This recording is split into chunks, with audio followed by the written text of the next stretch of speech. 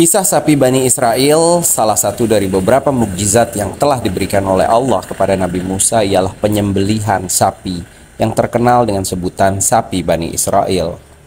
Dikisahkan bahwa ada seorang anak laki-laki putra tunggal dari seorang kaya raya memperolehi warisan harta peninggalan yang besar dari ayahnya yang telah wafat tanpa meninggalkan seorang pewaris selain putra tunggalnya itu.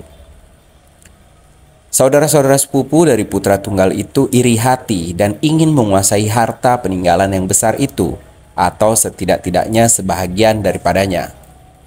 Dan karena menurut hukum yang berlaku pada waktu itu yang tidak memberikan hak kepada mereka untuk memperoleh walau sebahagian dari peninggalan bapak saudara mereka. Mereka bersekongkol untuk membunuh saudara sepupu pewaris itu sehingga bila ia sudah mati, hak atau warisan yang besar itu akan jatuh kepada mereka. Pembunuh atas pewaris sah itu dilaksanakan menurut rencana yang tersusun rapi. Kemudian datanglah mereka kepada Nabi Musa melaporkan bahwa mereka telah menemukan saudara sepupunya mati terbunuh oleh seorang yang tidak dikenal identitinya maupun tempat di mana menyembunyikan diri. Ia menyembunyikan diri. Mereka mengharapkan Nabi Musa dapat menyikap tabir yang menutupi peristiwa pembunuhan itu serta siapakah gerangan pembunuhnya. Untuk keperluan itu, Nabi Musa memohon pertolongan Allah yang segera mewahyukan perintah kepadanya agar ia menyembelih seekor sapi. Dan dengan lidah sapi yang disembelih itu dipukullah mayat sang korban yang dengan izin Allah akan bangun kembali, memberitahukan siapakah sebenarnya yang telah melakukan pembunuhan atas dirinya. Tatkala Nabi Musa menyampaikan cara yang diwahyukan oleh Allah itu kepada kaumnya, ia ditertawakan dan diejek karena akal mereka tidak dapat menerima bahwa hal yang sedemikian itu bisa terjadi. Mereka lupa bahwa Allah telah berkali-kali menunjukkan kekuasaannya melalui mukjizat yang diberikan kepada Musa, yang kadangkala bahkan lebih hebat dan lebih sukar untuk diterima oleh akal manusia berbanding mukjizat yang mereka hadapi dalam peristiwa pembunuhan pewaris itu. Berkata mereka kepada Musa secara mengejek, "Apakah dengan cara yang engkau usulkan itu, engkau bermaksud hendak menjadikan kami bahan ejekan dan tertawaan orang? Akan tetapi kalau memang cara yang engkau usulkan itu adalah wahyu, maka cobalah tanya kepada Tuhanmu, sapi betina atau jantankah yang harus kami sembelih? Dan apakah sifat-sifatnya serta warna kulitnya agar kami tidak dapat salah memilih sapi yang harus kami sembelih?" Musa menjawab, "Menurut petunjuk Allah yang harus disembelih itu ialah sapi betina berwarna kuning tua, belum pernah dipakai untuk membajak tanah atau mengairi tanaman, tidak cacat dan tidak pula ada belangnya." Kemudian dikirimkanlah orang ke pelosok desa dan kampung-kampung mencari sapi yang dimaksudkan itu, yang akhirnya diketemukannya pada seorang anak yatim piatu yang memiliki sapi itu sebagai satu-satunya harta peninggalan ayahnya, serta menjadi satu-satunya sumber nafkah hidupnya. Ayah anak yatim itu adalah seorang fakir miskin yang soleh, ahli ibadah yang tekun, yang pada saat mendekati waktu wafatnya berdoalah kepada Allah memohon perlindungan bagi putra tunggalnya yang tidak dapat meninggalkan warisan apa-apa baginya selain seekor sapi itu. Maka berkat doa ayah yang soleh itu terjuallah sapi si anak yatim itu dengan harga yang berlipat ganda karena memenuhi syarat dan sifat-sifat yang diisyaratkan oleh Musa untuk disembelih. Setelah disembelih, sapi yang dibeli dari anak yatim itu diambillah lidahnya oleh Nabi Musa, lalu dipukulkannya pada tubuh mayat yang seketika bangunlah ia hidup kembali dengan izin Allah. Menceritakan kepada Nabi Musa dan para pengikutnya bagaimana ia telah dibunuh oleh saudara-saudara sepupunya sendiri. Demikianlah mukjizat Allah yang kesekian kalinya diperlihatkan kepada Bani Israel yang keras kepala dan keras hati itu, namun belum juga dapat menghilangkan sifat-sifat congkak dan membangkang mereka atau mengikis habis bibit-bibit syirik dan kufur yang masih melekat pada dada dan hati mereka. Nabi Musa alaihissalam dan Al-Khidir. Pada suatu ketika berpidatolah Nabi Musa di depan kaumnya Bani Israel. Ia berdakwah kepada mereka, memberi nasihat dengan mengingatkan kepada mereka akan karunia dan nikmat Allah yang telah dicurahkan kepada mereka, yang sepatutnya diimbangi dengan syukur dan pelaksanaan ibadah yang tulus. melakukan segala perintahnya dan meninggalkan segala larangannya. Kepada mereka yang beriman, bertaat, dan bertakwa, Nabi Musa menjanjikan pahala syurga, dan bagi mereka yang mengingkari nikmat Allah diancam dengan siksa api neraka.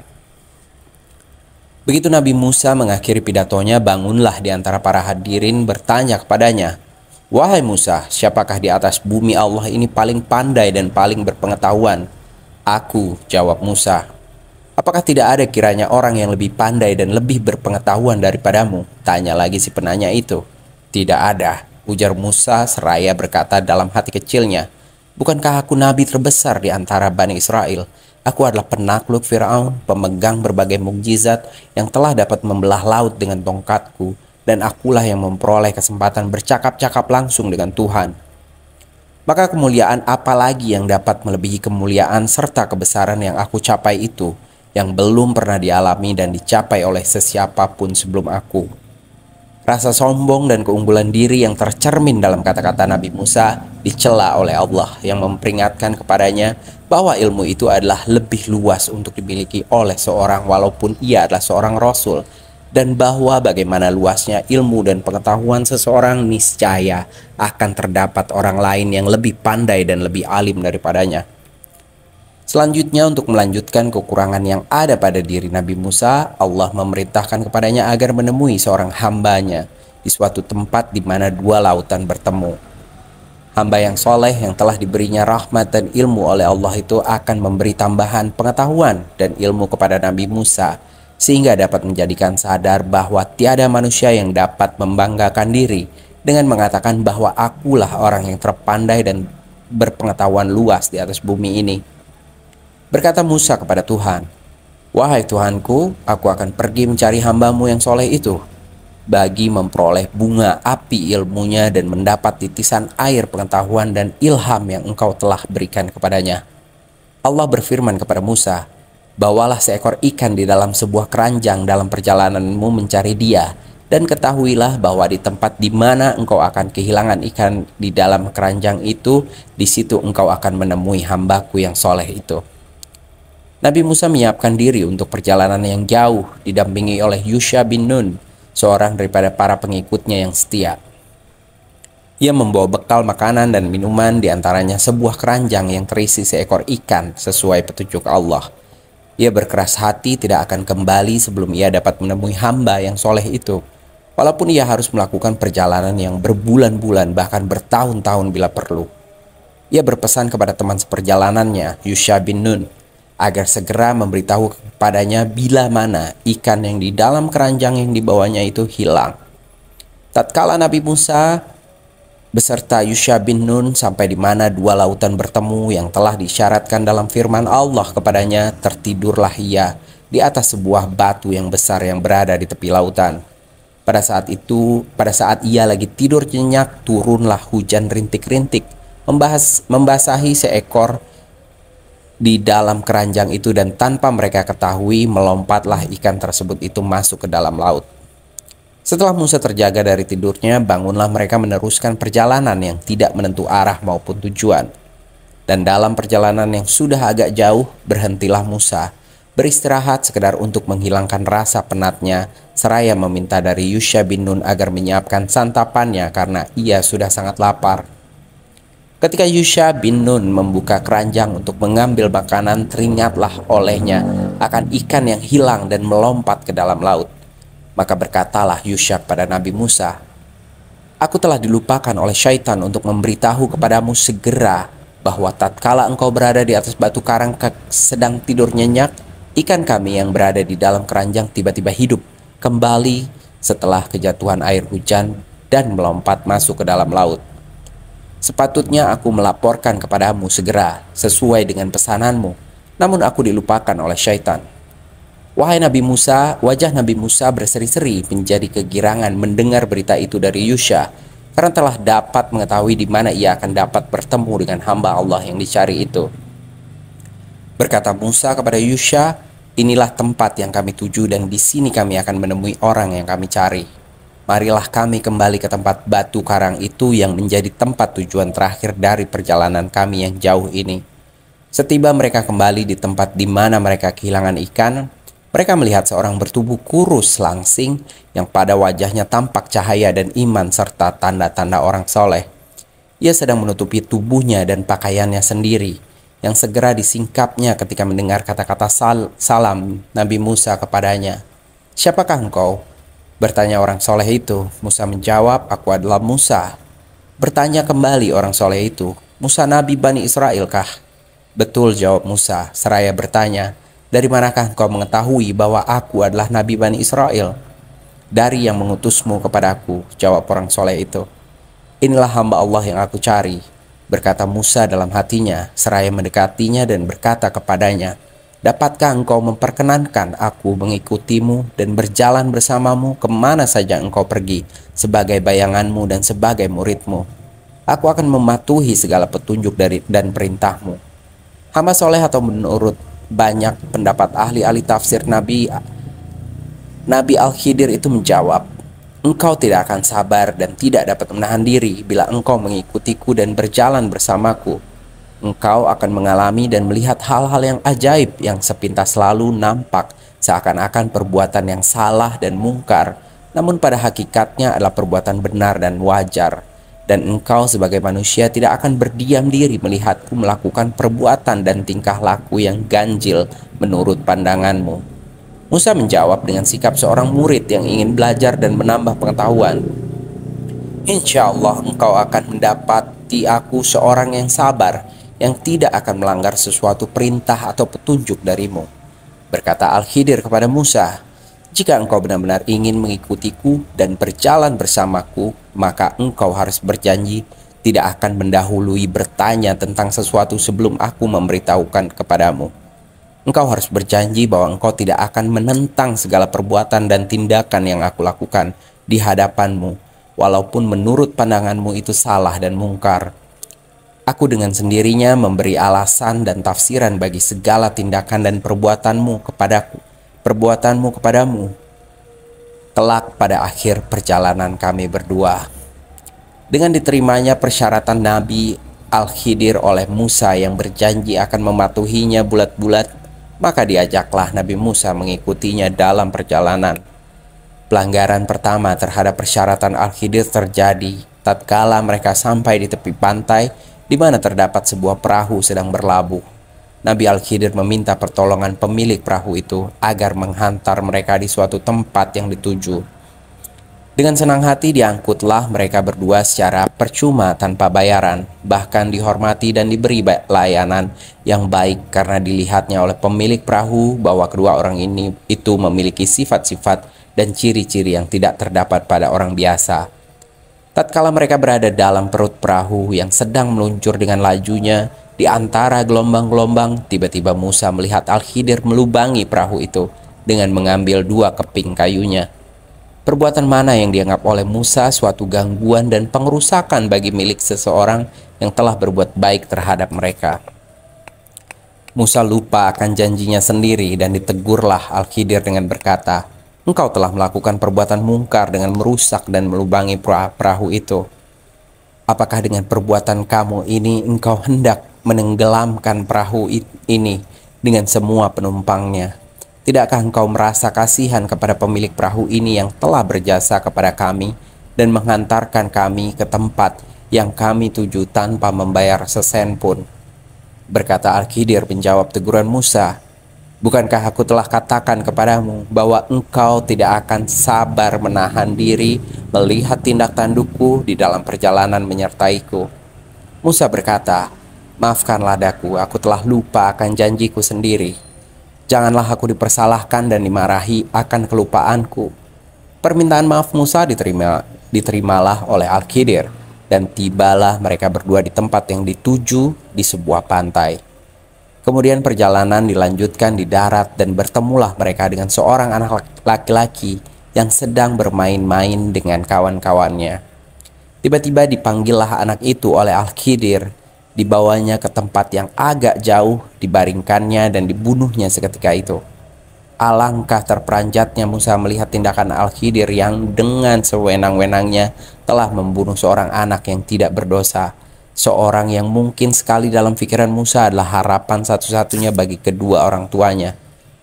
Musa sebagai nabi yang diutus oleh Allah untuk memerangi kemungkaran dan kejahatan tidak dapat berdiam diri melihat Al-Khidir melakukan pembunuhan yang tiada beralasan itu. Maka ditegurlah ia seraya berkata, "Mengapa engkau telah membunuh seorang anak yang tidak berdosa? Sesungguhnya engkau telah melakukan perbuatan yang mungkar dan keji." Al-Khidir menjawab dengan sikap dinginnya, "Bukankah aku telah berkata kepadamu bahwa engkau tidak akan sabar menahan diri berjalan dengan aku?" Dengan rasa malu mendengar teguran Al-Khidir itu, berucaplah Musa, "Maafkanlah aku untuk kedua kalinya dan perkenankanlah untuk aku meneruskan perjalanan bersamamu dengan pengertian bahwa bila terjadi lagi pelanggaran dari pihakku untuk kali ketiganya, maka janganlah aku diperbolehkan menyertaimu seterusnya. Sesungguhnya telah cukup engkau memberi uzur dan memberi maaf kepadaku." Dengan janji terakhir yang diterima oleh Al-Khidir dari Musa, diteruskanlah perjalanan mereka berdua sampai tiba di suatu desa, di mana mereka ingin beristirahat untuk menghilangkan lelah dan penat mereka akibat perjalanan jauh yang telah ditempuh. Mereka berusaha untuk mendapat tempat penginapan sementara dan sedikit bahan makanan untuk sekedar mengisi perut kosong mereka. Namun tidak seorang pun dari penduduk desa yang memang terkenal bakhil atau pelit itu yang mau menolong mereka memberi tempat beristirahat atau sesuap makanan, sehingga dengan rasa kecewa mereka segera meninggalkan desa itu. Dalam perjalanan Musa dan Al-Khidir hendak keluar dari desa itu, mereka melihat dinding salah satu rumah desa itu nyaris roboh. Segera Al-Khidir menghampiri dinding itu dan ditegakkannya kembali. Dan secara spontan tanpa disadari, berkata Musa kepada Al-Khidir, Heran bin ajaib, mengapa engkau berbuat kebaikan bagi orang-orang yang jahat dan pelit ini? Mereka telah menolak untuk memberi kepada kami tempat istirahat dan sesuap makanan untuk perut kami yang lapar. Sepatutnya engkau menuntut upah bagi usahamu menegakkan dinding itu, agar dengan upah yang engkau perolehi itu dapat kami menutupi keperluan makan minum kami. Al-Khidir menjawab, "Wahai Musa, inilah saat untuk kami berpisah sesuai dengan janjimu yang terakhir. Cukup sudah aku memberimu kesempatan dan uzur. Akan tetapi sebelum kami berpisah, akan aku berikan kepadamu tujuan serta alasan-alasan perbuatan-perbuatanku yang engkau rasakan tidak wajar dan kurang patut. Ketahuilah hai Musa," Al-Khidir melanjutkan huraiannya, "bahwa pengerusakan bahtera yang kami tumpangi itu adalah dimaksudkan untuk menyelamatkannya dari pengambil alihan oleh seorang raja yang zalim yang sedang mengejar di belakang bahtera itu. Sedang bahtera itulah milik orang-orang fakir miskin yang digunakan sebagai sarana mencari nafkah bagi hidup mereka sehari-hari. Dengan melubangi yang aku lakukan dalam bahtera itu, si raja yang zalim itu akan berpikir dua kali untuk merampas bahtera itu yang dianggapnya rusak dan berlubang itu. Maka perbuatanku yang pada lahirnya adalah pengerusakan milik orang, namun tujuannya ialah menyelamatkannya, dan tindakan perampasan sewenang-wenangnya. Adapun tentang anak yang aku bunuh itu, ialah bertujuan menyelamatkan kedua orang tuanya dari gangguan anak yang durhaka itu. Kedua orang tua anak itu adalah orang-orang yang mukmin, soleh, dan bertakwa, yang aku khawatirkan akan menjadi tersesat dan melakukan hal-hal yang buruk karena dorongan anaknya yang durhaka itu. Aku harapkan dengan matinya anak itu, Allah akan mengkaruniai anak pengganti yang soleh dan berbakti kepada mereka berdua. Sedang mengenai dinding rumah yang kuperbaiki dan kutegakkan kembali itu adalah karena di bawahnya terpendam harta peninggalan milik dua orang anak yatim piatu. Ayah mereka adalah orang yang soleh, ahli ibadah, dan Allah menghendaki bahwa warisan yang ditinggalkan untuk kedua anaknya itu sampai ke tangan mereka selamat dan utuh bila mereka sudah mencapai dewasanya, sebagai rahmat dari Tuhan serta ganjaran bagi ayah mereka yang soleh dan bertakwa itu. Demikianlah wahai Musa, apa yang ingin engkau ketahui tentang tujuan tindakan-tindakanku yang sepintas selalu engkau anggap buruk dan melanggar hukum. Semuanya itu telah kulakukan bukan atas kehendakku sendiri, tetapi atas tuntunan wahyu Allah kepadaku. Wallahu a'lam bishawab.